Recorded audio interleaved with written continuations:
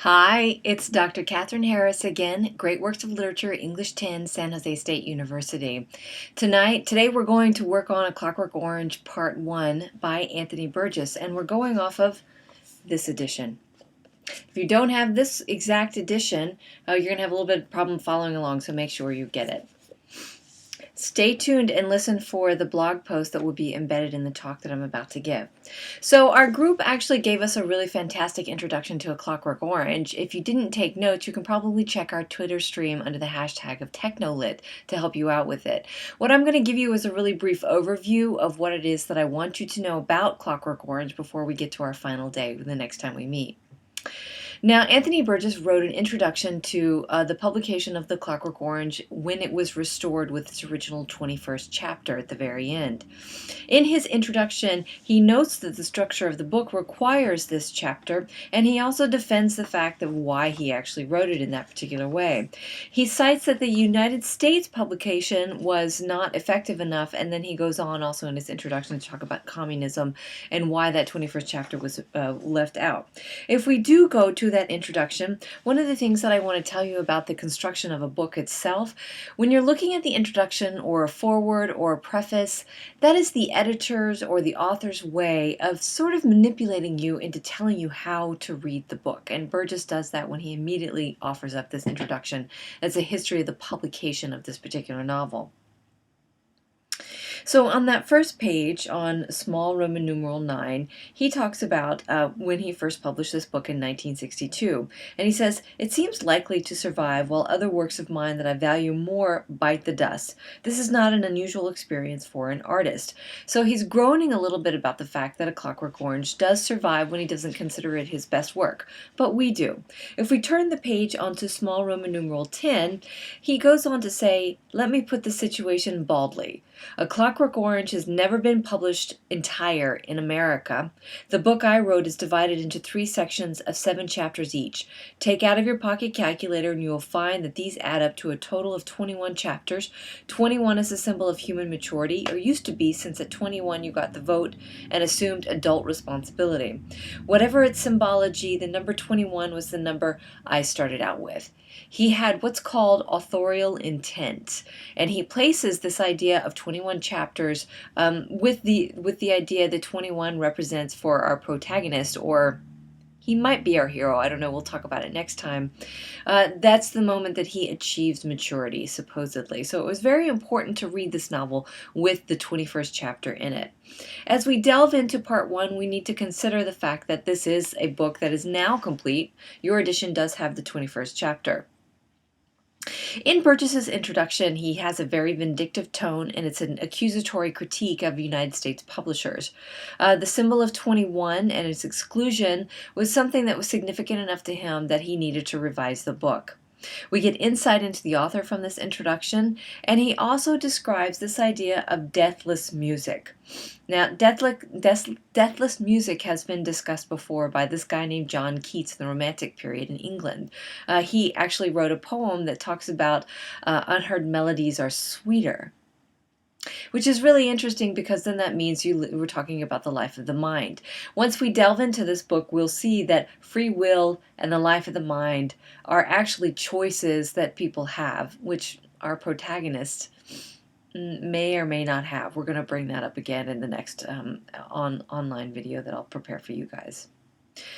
In the very first chapter, I want you guys to notice the fact that what we have here is a first-person narrative. It's a retrospective narrative. We know this from the verb tenses. So that means that Alex has gone all the way through these 21 chapters. All these things have happened to him in his life, and he's gone back and narrated the story of his life. I want you to keep that in mind and notice as he's committing these violent acts, as he's narrating them, I'm not sure that he signals remorse.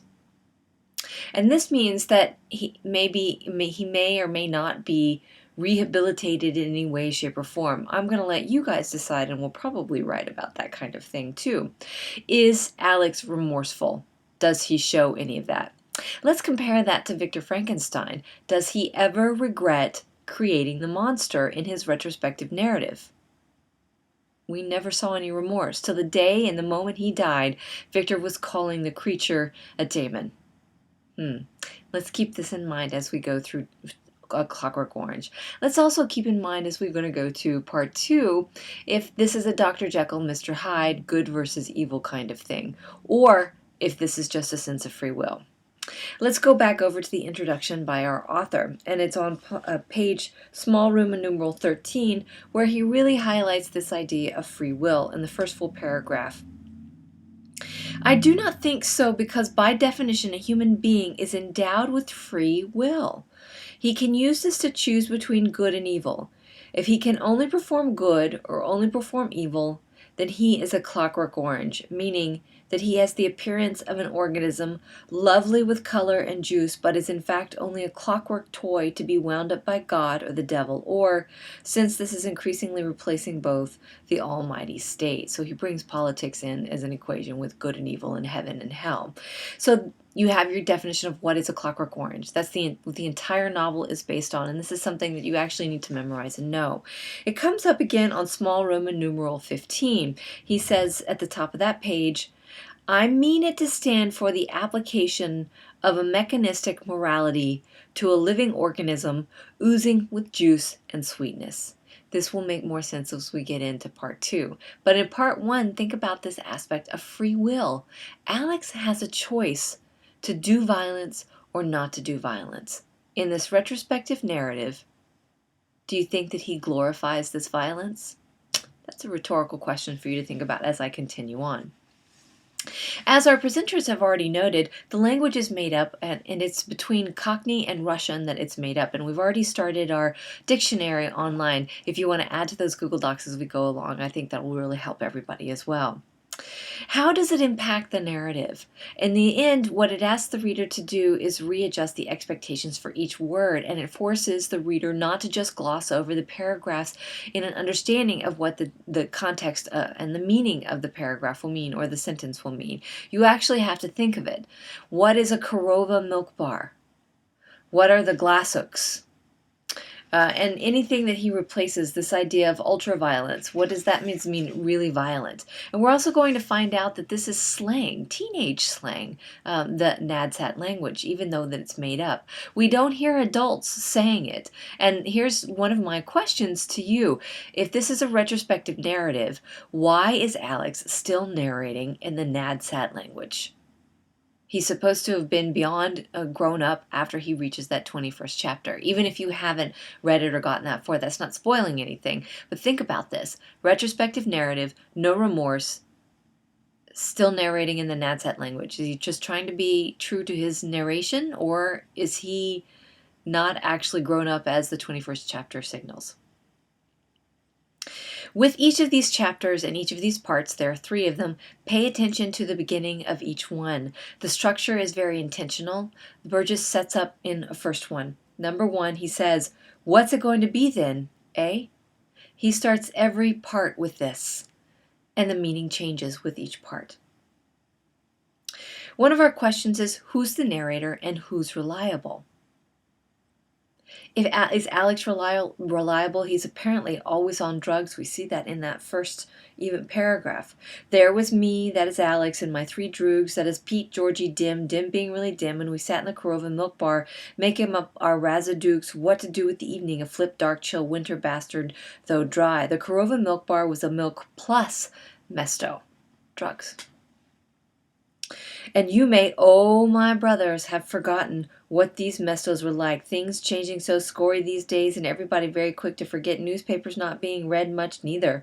Well, what they sold there was milk plus something else. They had no license for selling liquor, but there was no law yet against prodding some of these new veshies, which they used to put into the old molokol so you could peat it with Velocet and Symethec and Drumcron or 1 or 2 other veshes, which would give you a nice quiet horror show, 15 minutes admiring Bog and all his holy angels and saints in your left shoe with lights bursting all over your mosque. Or you could peat milk with knives in it, as we used to say, and this would sharpen you up and make you ready for a bit of dirty 20 to 1, and that was what we were peating this evening. I'm starting off the story with. Strange language and strange narration. He concludes that entire paragraph almost in a Yoda kind of way. I'm starting off the story with. and then doesn't finish that sentence for us. It's as if the rest of the entire narrative in part one is the end of that particular sentence. So we have to pay attention to syntax, which means the structure of the particular sentence itself. And I want you to pay attention to how each chapter begins in each part. You're going to find that it's a parallel in every single part. Chapter 1 is parallel to chapter 1 in part 2. And we're going to talk about that a little bit more. When we talk about this novel and when we talk about all of our novels, we're always talking about a protagonist. And I always ask the question, who's the hero? And none of you raised your hands the other day to say that Alex was the hero or that you sympathize with him so far because he's done so much violence throughout this entire novel. It's the action of the story is questionable. Is it introspective or is it action itself? Is he narrating as if he's far away from it, or is it from his first person narration that he's telling from his own thoughts, his own perspective? That's something for us to think about. The novel begins with a description of the Korova milk bar, and it's narrated by Alex, the head of this violent game. The first paragraph opens with the questions and ends with Alex telling the reader, I'm starting off the story with, and gives you the setting and situation in this brief description. He uses a large number of Nadsat words to convey his meaning in the very beginning. And he does this in order to acclimate the reader to immediately jump right into the narrative itself. The language and the abnormal syntax structure the rest of the narratives in order to make the reader, shall I say this? You're now part of the gang. Every time he says, oh my brothers, you're part of the gang. So think about that as we go through part 1 and part 2. If we take a look at chapter 5, page 61, we get a bit of foreshadowing. And this is after they traveled to the house. They've committed all kinds of heinous violence. In fact, part 1 is all about the violence that they commit, but it also establishes Alex as the leader of this gang. And anybody in his gang who actually says anything to him or against him is shot down, and either mentally or verbally, and certainly physically. And we get some foreshadowing in that last paragraph on page 60. It was this house, see, said Georgie, the one with the 2 lamps outside, the one with the gloopy name like. What gloopy name? The mansion or the manse or some such piece of gloop, where this very starry Petitsa lives with her cats and all these very starry valuable veshes, such as gold and silver and like jewels. It was Will the English who like said. I viddy, I said, I viddy horror show. I knew where he meant, old town just beyond Victoria Flatbock. Well, the real horror show leader knows always when like to give and show generous to his like unders. Very good, Georgie, I said, a good thought and one to be followed. Let us at once iddy. And as we're going out, the old babucha said, we'll say nothing, lads. Been here all the time, you have, boys. So I said, good old girls. Back to buy more in 10 minutes. And so I led my 3 droogs out to my doom. 2 things happened in what I just read to you. Number 1, an alibi was established. Some other older people were going to say that they were going to be there. Keep these older people in mind as we move along into the next parts 1, 2, and 3. But he also says, and so I led my 3 droogs out to my doom. There's no commentary on reform here. Remember, still retrospective narrative.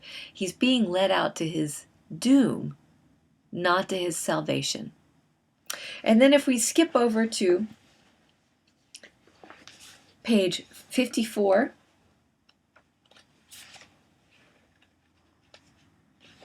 we see mention of foreshadowing again. And foreshadowing is a literary conceit. It hints at something that's going to happen later on in the novel, just in case you didn't know what that was. At the top of page 54, he says, oh, and I had an in-grin at that, Papa, believing I had real reformed or believing he believed, and then I remembered my own dream, which was a dream of that morning of George giving his general's orders and old Dim smacking around Toothless as he wielded the whip. But dreams go by opposites, I was once told. Never worry about thine own son and heir, O my father, I said. Fear not. He canst take care of himself verily. At one point, are we going to have him lose control of his entire gang? We shall see in part 2. What we get in chapter 5 in this foreshadowing chapter is the violent influences here. We also get society's representatives versus the youth representatives. We see the difference in generations. He has a mother and father, And we see actually how ineffectual the two of them are. We get representations of culture in this novel as it's defined. We get city versus country. We have a sense of education, which Alex never goes to school, but he's highly educated. He really delves into classical music, which is evidence of not being 15 years old.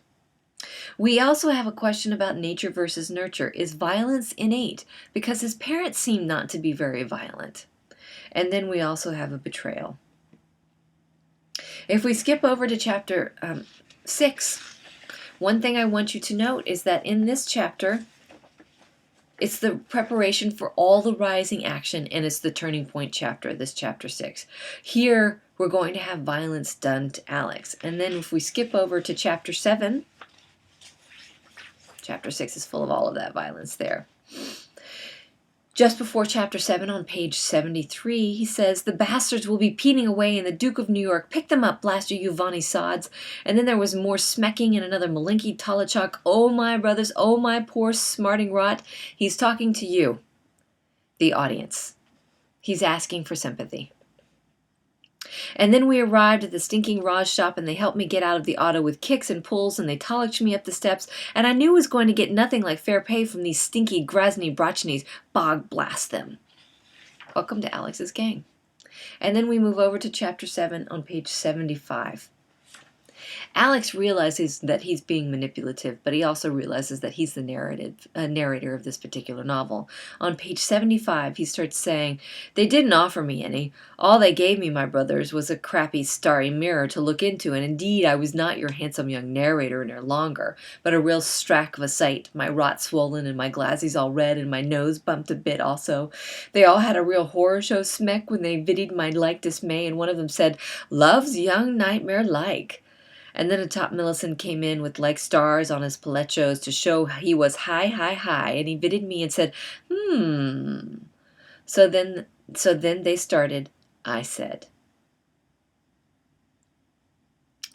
He's in the wrong situation. He's outnumbered. He's no longer with his gang. He's being beat up by the authorities, the people in charge. He says he's being mistreated. But he doesn't see the irony of it in his narration. He recognizes that this is his story, though.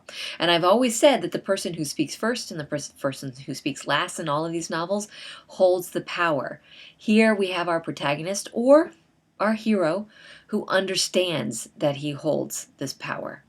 No one else has so far in this semester. In chapter 7, we have a foreshadowing. Alex will never be the same, even to himself and the rest of the narrative. Violence gets violence on page 76, down at the very bottom. It's the top Millicent who says it to him. "Violence makes violence. He resisted his lawful arresters." Does that mean his violence is justified? And then in chapter 7, we get the introduction of P.R. Deltoid. Deltoid spits on him, but doesn't necessarily commit to any violence on Alex. It's a different world or a different model for him. On page 79, Alex is in jail. Are some of you celebrating that? Page 79 and 80 demonstrates to you that this is the last time that Alex will enjoy his music. And when we get into part 2, you'll see why. But the tune was right, as I knew when I was being woke up 2 or 10 minutes or 20 hours or days or years later, my watch having been taken away. There was a Millicent like miles and miles down below, and he was prodding at me with a long stick with a spike on the end, saying, "Wake up, son, wake up, my beauty. Wake to real trouble." That was it. In his dream, he never gets to hear any more music at all. Part 1 ends with Alex's murder and more torture, and on page 81 it says, "Have you some new torture for me, you Brachny?" "It'll be your own torture," he said, serious. "I hope to God it'll torture you to madness." And then before he told me, I knew what it was. The old Petitsa who had all the cots and Kashkas had passed on to a better world in one of the city hospitals. I'd cracked her a bit too hard. That's the old lady that they attacked. Well, that was everything. I thought of all those cots and Kashkas mewing for Moloko and getting none, and not any more for their starry Forella of a mistress. That was everything. I'd done the lot now, and me, still, only 15. 15! And he's unremorseful in this narrative about killing this old lady. And you can tell from the context of the sentence what he's talking about is he feels sympathy for the cats and them not being fed, and no sympathy for taking the old woman's life. No wonder we have no sympathy or empathy for Alex, and no wonder he's not our hero. So here is your blog post prompt, part 1 of it. You'll have another one at the end of part 2. So make sure you listen through to that one. We've defined a Clockwork Orange. We've talked a little bit about free will. We've also talked about this idea of violence and where violence goes. For this prompt, why does part 1 conclude here with Alex having committed the most heinous of crimes on humanity by killing a defenseless old woman? What's significant about this structural division? When you write up this blog prompt, what I would like you to do is use quotes or in-text citations or MLA citations to point to the page number. Use evidence from the text to discuss it. When you're writing up a response, you need to think about writing up at least 200 to 300 words on this particular part alone. Because we don't have class, I want to see evidence of you really being thoughtful in your responses. Part 2 of this blog post will be in the other video, so make sure that you watch it. The tag is Clockwork Orange.